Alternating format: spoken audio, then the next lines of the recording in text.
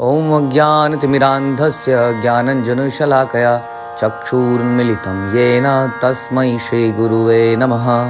भगवद गीता अध्याय 5 और श्लोक संख्या 16। ज्ञानेन तु तज्ज्ञानं येषां नाशितमात्मनः तेषाम् आदित्यवज्ञानं प्रकाशयति तत्परम्। किंतु जब कोई उस ज्ञान से प्रबुद्ध होता है जिससे अविद्या का विनाश होता है, तो उसके ज्ञान से सब कुछ उसी तरह प्रकट हो जाता है जैसे दिन में सूर्य से सारी वस्तुएं प्रकाशित हो जाती हैं। तो इससे पिछले श्लोक में हमने ये सुना था कि सारे देहधारी जीव उस अज्ञान के कारण मोहग्रस्त हैं जो उनके वास्तविक ज्ञान को आच्छादित करता है। हम सुनते आए हैं कि मनुष्य से गलतियां पाप कर्म ज्ञान के अभाव से होती हैं। यदि बचपन से ये ज्ञान दे दिया जाए तो हर व्यक्ति शुद्ध बन सकता है, भक्त बन सकता है, लेकिन ये ज्ञान के अभाव से ही कुछ हैबिट्स पड़ जाती हैं और फिर उसके बाद वो हैबिट्स छुड़ाए नहीं छूटती हैं। इसलिए ज्ञान का दान ही सबसे बड़ा दान है। लेकिन ज्ञान के दान को पढ़ा समझ लिया जाता है कि ABCD का दान, मैथमेटिक्स का ज्ञान का दान। वास्तविक ज्ञान मतलब जो अंधकार को दूर करे। सबसे बड़ा अंधकार मतलब जिसमें चीजें दिखती नहीं है, हमें अपना स्वरूप नहीं दिखता है। सबसे बड़ा अंधकार तो यही है, हमें अपना स्वरूप ही नहीं दिखता है। हम समझ ही नहीं पाते हैं कि हम आत्मा है, भगवान के अंश हैं। तो सबसे बड़ा अंधकार यही हुआ, सबसे बड़ा अज्ञान यही हुआ। इसलिए यही अज्ञान को जो दूर करे वही वास्तविक ज्ञान है। लेकिन कहीं ना कहीं कुछ ऐसा संसार में बहुत सारे लोग हेल्प करना चाहते हैं पढ़ाई लिखाई की सेवाओं में। आप देखेंगे इस सेवा के लिए बहुत सारे रेडी हो जाते हैं, लेकिन वो पढ़ाई लिखाई की सेवा मतलब जैसे किसी को मैथमेटिक्स पढ़ाना है, किसी को साइंस पढ़ानी है, किसी को कुछ पढ़ानी है, that is okay, but that is not sufficient. जीवात्मा को इस अंधकार से दूर करने के लिए आध्यात्मिक ज्ञान की आवश्यकता है। तो ये पिछले उसमें सुना कि सारे जीव अज्ञान के कारण मोहग्रस्त हैं। तो आज बता रहे हैं कि जब कोई उस ज्ञान से प्रबुद्ध हो जाता है जिससे अविद्या का नाश हो जाता है, तो उसे सब कुछ बिल्कुल साफ साफ दिखने लगता है। जैसे सूर्य की रोशनी में सारी वस्तुएं दिखती हैं। तो यही है असली चीज। जब हमें किसी को ज्ञान देते हैं ना, तो उसको समझ में आता है, अच्छा what is death, what is life, ये बुढ़ापा क्या है, इसको कैसे देखें। जीवन में सफलता हर कोई देख ही लेता है और उसको आराम से एंजॉय भी कर लेता है, लेकिन असफलता, धोखा व्यक्ति झेल नहीं पाता है। किसी की डेथ नहीं झेल पाता है, किसी का धोखा दिया जाना झेल नहीं पाता है। लेकिन अगर कोई भक्त है तो ये समझता है ये सारी चीज़ें कैसे हो रही हैं। तो किसी का मान भी आराम से झेलता है, किसी का सम्मान भी आराम से झेल लेता है और अपमान भी आराम से झेलता है। सुख दुख में एक जैसा रहता है।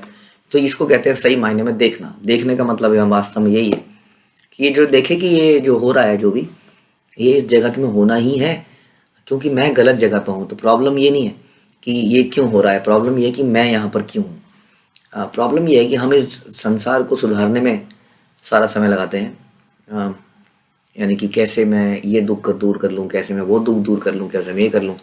लेकिन असली प्रॉब्लम, असली चीज़ जो थी करने की होती, कैसे मैं यहाँ से चला ही जाऊँ। तो इसका मतलब संसार को ऐसी गंदा पड़ा रहने दें, ऐसा नहीं का।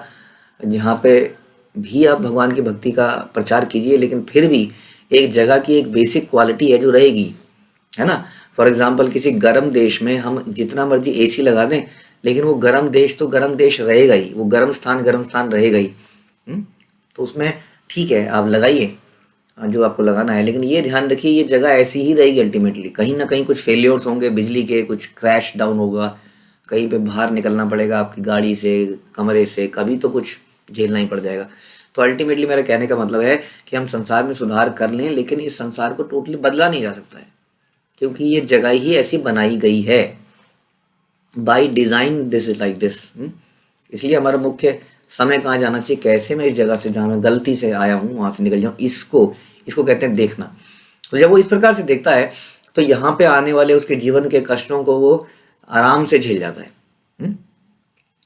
तो उसे यथार्थ पता चल जाता है अपने बारे में, अपनी पोजीशन के बारे में, संसार के बारे में। तो इसको कहते हैं वास्तविकता में देखना। उसको समझ में आता है कि रिश्तेदारी किसको कहते हैं, वास्तविक रिश्तेदारी क्या है। एक है ब्लड रिलेशन है, एक दूसरे रिलेशंस हैं, ये सारी चीज़ें उसको समझ में आती हैं। तो जो लोग कृष्ण को भूल गए वे निश्चित रूप से मोहग्रस्त हैं, किंतु जो कृष्ण भावनामृत में हैं वे नहीं है। भगवत गीता में कहा गया है कि सर्व ज्ञान प्लवेन, ज्ञान सदैव सामान्य है। और वह ज्ञान है क्या? प्रभुपाद बताते हैं कि श्री कृष्ण के प्रति आत्मसमर्पण करने पर ही पूर्ण ज्ञान प्राप्त होता है। यही है पूर्ण ज्ञान। प्रभुपाद ने बहुत ही स्पष्ट शब्दों में कहा कि श्री कृष्ण को आत्मसमर्पण कर देना पूर्ण ज्ञान है। आत्मसमर्पण कर देना मतलब totally we are dependent on Krishna. Krishna ही रक्षक हैं, कृष्ण ही पालक हैं। ये सोचना, जैसा कि गीता में कहा गया है कि श्री कृष्ण के प्रति आत्मसमर्पण करना ही पूर्ण ज्ञान है। जैसा गीता में कहा गया है कि बहुत जन्मों के बाद भी कोई व्यक्ति हैं जो वास्तव में इस पूर्ण ज्ञान को प्राप्त कर पाते हैं और मेरी शरण में आते हैं। कई जन्म लग जाते हैं इसमें व्यक्तियों को। जीव नाना प्रकार से मोहग्रस्त होता है। उदाहरणार्थ, जब वह अपने को ईश्वर मानने लगता है तो अविद्या के पाश में जा गिरता है। तो हमें अज्ञान कैसा है, कैसा अंधकार है, कैसा ज्ञान है, उसका एक एग्जाम्पल बता रहे हैं। यह अज्ञान क्या है कि मैं अपने आप को ईश्वर मानता हूं। अगर हम तो नहीं मानते, लेकिन ईश्वर होने के हाल मतलब उस तरह के सिम्टम हम दिखाते हैं। हम ये तो नहीं कहते कि हम ईश्वर हैं, आइए पाउंडर की तरह मैं कृष्ण हूं, ये देखिए ये चक्र, नकली चक्र तो हम नहीं बनाते, लेकिन हम स्वभाव में ईश्वर की तरह स्वभाव करने लगते हैं। जैसे भगवान बोलते हैं कि भोक्ता राम यज्ञ तपसाम सर्वलोके महेश्वरम। हम कहते हैं भोक्ता, इस घर की चार दीवारी का भोक्ता तो मैं ही हूँ। यहाँ पर महेश्वर भी मैं हूँ, और मेरी प्रजा यहाँ पर रहती है, बच्चे संबंधी, और यहाँ पर भोगने के लिए मैं हूँ। मुझे सर्व किया जाए, या ये मेरी संपत्ति है, या ये मेरा धन है, इससे मुझे अपने आप को तुष्ट करना है। इस प्रकार से हम ईश्वर मान लेते हैं, यानी कि हम वस्तुओं के कंट्रोलर एंड स्वामी अपने आप को मान लेते हैं। हम जानते हैं या नहीं जानते हैं तो बड़े दुख का विषय है कि वास्तव में भगवान ही सारी संपत्ति के, धन के स्वामी हैं। हमें टेम्परेली यहाँ पर कुछ वस्तुएं मिलती हैं ताकि हम अपने आप को शुद्ध कर सकें उन वस्तुओं को इस्तेमाल करके, लेकिन हम उस वस्तुओं से अपने आप को इंजॉय करने लगते हैं। यही सबसे बड़ी समस्या है। जैसे कि कई बार होम्योपैथी की गोली खाई होगी आप लोगों ने, तो कई लोग क्या करते हैं, होम्योपैथी की गोली से इंजॉय करने लगते हैं, उसको स्वीट डिश की तरह खा जाते हैं। ये सच बता रहे हैं, मैं तो सुन के हैरान रह गया था। कुछ दवाइयाँ पड़ी थी और वो ख़त्म होने लगी, ख़त्म हो गई, तो पता लगा इतनी जल्दी कैसे ख़त्म हो गई। तो पता लगा जी खाने के बाद थोड़ी थोड़ी गोलियाँ खा रहे थे। वो दवाई के लिए मिली थी, उसको स्वीट की तरह इस्तेमाल कर लिया। उसी तरह से संसार में हमें बहुत सारी वस्तुएं मिलती हैं, धन मिलता है, संपत्ति, पत्नी, सम्मान, ये सब हमें अपने को इलाज करने के लिए मिला था, ताकि इन वस्तुओं को प्रयोग में लाके हम कृष्ण को प्रसन्न कर सकें, लेकिन हमने उनको अपनी इंजॉयमेंट के लिए यूज कर लिया। ये है ईश्वर बनना, और यही सबसे बड़ा अविद्या है। हम कहते हैं ना कि क्या अविद्या है, यही अविद्या है, ईश्वर मानना। तो इस पर से हम अपने आप को ईश्वर मानते हैं जब हम अपने आप को भोक्ता मानते हैं। कैसे पता चलेगा कि मैं अपने आप को भोक्ता मानता हूँ, इसका कैसे पता चलेगा? ये बड़ी मुश्किल विषय है ना, क्योंकि फिलॉसफी सुनने में बड़ी अच्छी लगती है, लेकिन इसका सिम्टम क्या है, हम अपने जीवन में इसको कैसे समझें कि मैं अपने आप को भोक्ता समझता हूँ? जब कोई वस्तु ना मिलने पर मुझे तिलमिलाहट हो जाने लग जाए, क्योंकि मैं भोगता हूं, मुझे मिलनी चाहिए ना, मुझे नहीं मिली, किसी और को मिल गई, इसका मतलब मैं समझता हूं कि मुझे मिलनी चाहिए थी, तो मुझे क्रोध आता है। जब कुछ वस्तु ना मिलने पर मुझे क्रोध आता है, जब कोई व्यक्ति मेरे अनुसार नहीं चलता है तो मुझे क्रोध आता है। इसका मतलब मैं अपने आप को कंट्रोलर समझता हूँ, मैं अपने आप को भोक्ता समझता हूँ। बस, तो यही लाइन फिर हमारे लिए है। जब जब हमें क्रोध आता है कि हम अपने आप को ईश्वर मानने लगते हैं, तो वह अविद्या के पास में जा गिरता है। यदि कोई जीव ईश्वर है तो वह अविद्या से कैसे मोहग्रस्त हो सकता है? कई लोग कहते हैं कि जीव ईश्वर ही तो है, अभी संसार में टेम्परेरी आया हुआ है, संसार से मुक्त होकर ईश्वर फिर से बन जाएगा। तो मोहग्रस्त कैसे हो सकता है? अगर ईश्वर मोहग्रस्त हो जाए अपनी माया से, तो माया पे कंट्रोल कहाँ है ईश्वर का? इसलिए जीव कभी भी ईश्वर नहीं हो सकता। क्या ईश्वर अविद्या से मोहग्रस्त हो सकता है? नहीं। वास्तविक ज्ञान उसी से प्राप्त होता है, हो सकता है, प्रभुपाद बता रहे हैं, जो पूर्णतः कृष्ण भावना भावित हो। अतः ऐसे ही प्रमाणिक गुरु की खोज करनी होती है और उसी से सीखना होता है कि कृष्ण भावनामृत क्या है, क्योंकि कृष्ण भावनामृत से सारी अविद्या उसी प्रकार दूर हो जाती है जिस प्रकार सूर्य से अंधकार दूर हो जाता है। भले ही किसी व्यक्ति को इसका पूरा ज्ञान हो कि नहीं हो कि वह शरीर नहीं अपितु इससे परे है। माना उसको ये ज्ञान तो हो गया कि वो शरीर नहीं है, समथिंग डिफरेंट है, जो कि बड़ा लॉजिकली समझा जा सकता है कि ये शरीर केवल शरीर नहीं है, इसके अंदर कोई शक्ति है जो इसको चला रही है।